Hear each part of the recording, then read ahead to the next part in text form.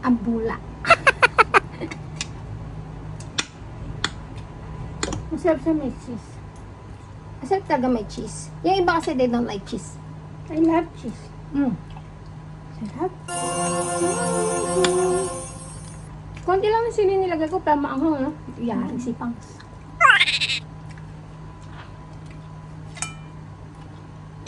Lambot.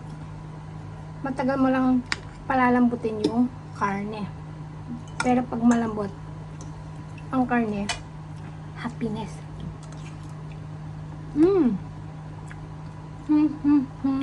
Nangupit ako na liver spread.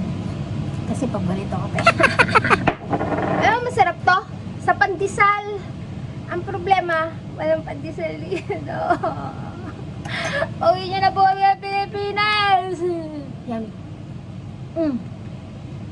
Filipino, Filipino, Filipino, Filipino. Yummy na yun.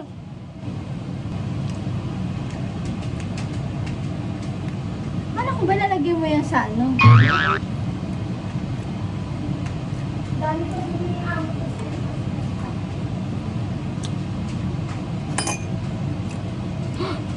Patenzi lang.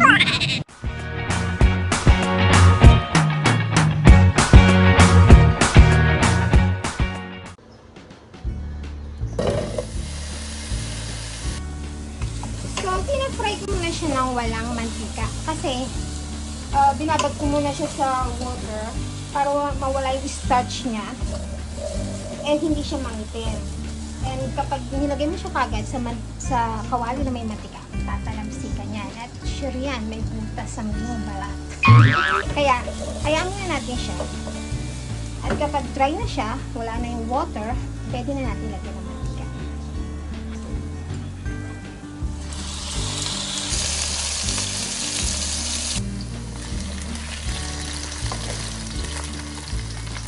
So, hindi naman natin kailangan pakapon ito. Yung nag-fry lang siya ng konti, okay na yan. Kasi sasama pa natin pakukunin yan. So, isi-set aside muna natin siya.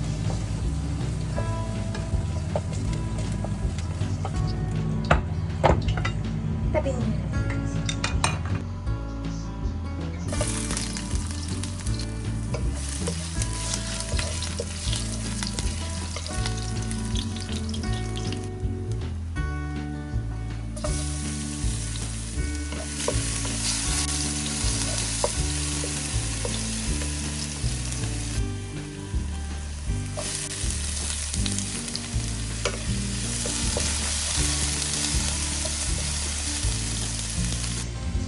So ngayon, kung makikita nyo, I'm using beef ribs.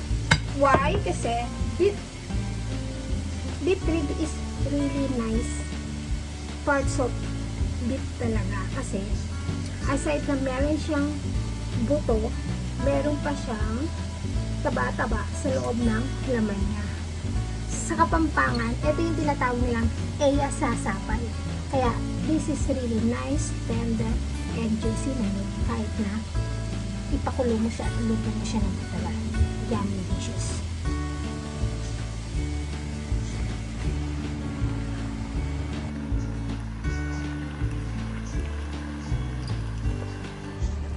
At ngayon, sasamahan natin siya ng cartilage. Ito yung not really taba. Ito yung muscle ng karne. Which is good fat na makakain mo sa parte ng karne ng baka. And it's really yummy kapag sinama mo to sa kaldereta. And ito yung pinakataba na magagamit natin.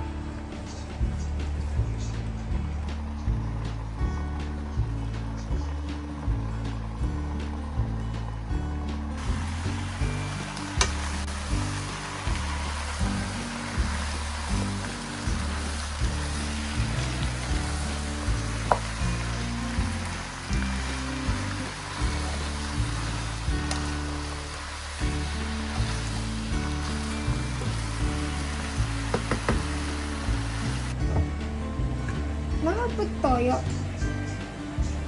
para maganda yung kulay niya, and pepper.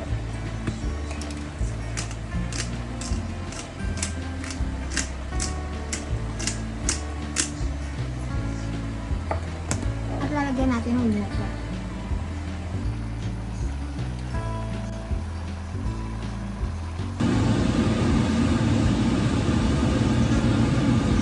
At hayaan natin kumulo muna.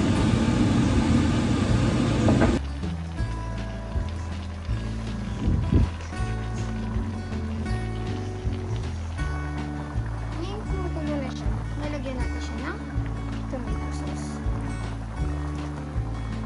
Para sumiksik na yung lasa ng tomato sauce habang pinapalambot natin yung karne.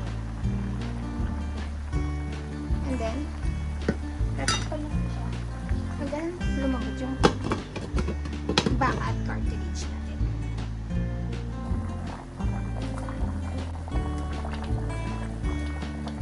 Kapag medyo malambot na siya, pwede na natin ilagay itong liver spread para makuluan siya at sumama na rin yung pumasok yung lasa ng liver spread sa loob ng karne ng ating baka. So, let's put inside.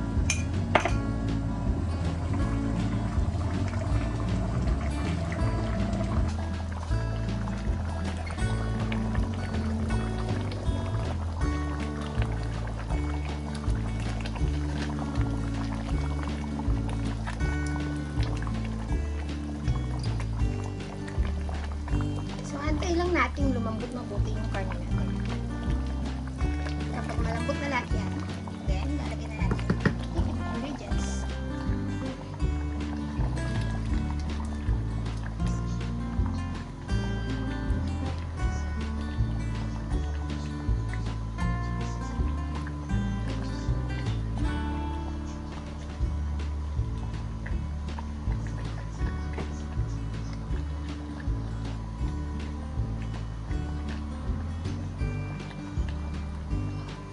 At syempre, hindi kaldereta ang kaldereta kung walang siling labuyo. Pero lalagyan lang natin ng konti kasi yung kapatid ko hindi masyadong mahilig sa maanghang.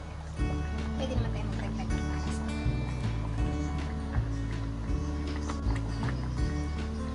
So, haluin lang natin yan. Dahil malambot na siya, antay lang natin lumambot ng carrot at ang patatas hanggang sa lumapot.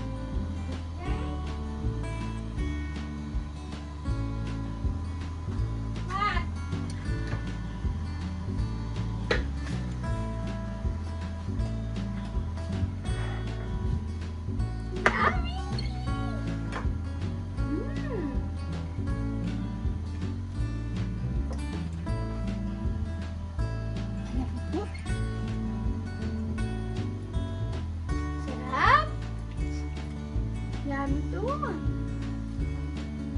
Ulam yan, hindi kanin ah. Perfect for my red one. Ew. Cheers! Like and subscribe. Like and share and subscribe. Yummy!